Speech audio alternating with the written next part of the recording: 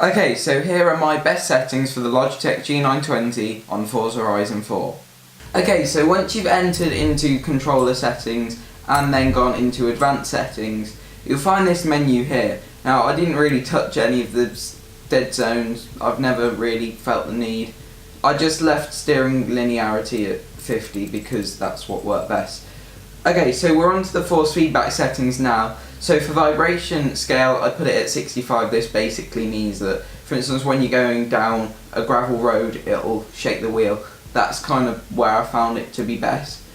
Force feedback scale, I put at 78. 100 throws the wheel around way too much. 78's a good, medium for it. Center spring scale, 114. It just balances it a bit better. Wall damp scale, I've turned up to. I did have it at 125, but once I upped force feedback, I turned that back down again because it was too heavy and actually unrealistic for a car such as a Focus RS, like a city car. Force feedback understeer, I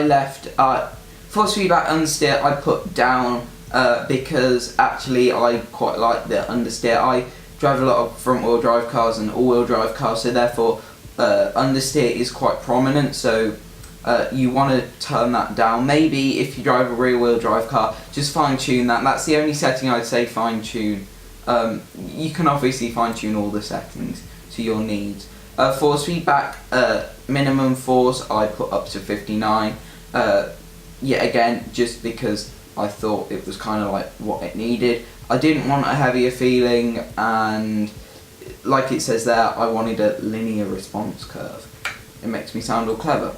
Wheel rotation angle I always have at 840 because I find 900 you start to lose some clarity, I suppose, near the end of the scale. Not only that, but also then if you go lock to lock, for instance drifting, you will the wheel will click into its end point and it's not best. You're better to leave it down to either 870 or 840.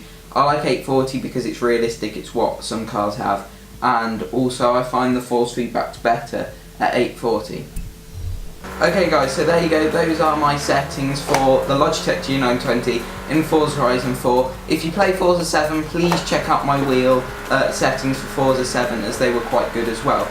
Stay tuned if you want to see more automotive content. I've got a lot of cool stuff coming up over the next couple of months, so be sure to click subscribe, and don't forget to follow me on all social media as well. I've got Facebook, Twitter and Instagram. I'm most active on Instagram, so follow my Instagram, it's down in the description if you want, or you can go to my homepage and it's at the top also. So I hope you guys enjoyed the video and I'll see you in the next one.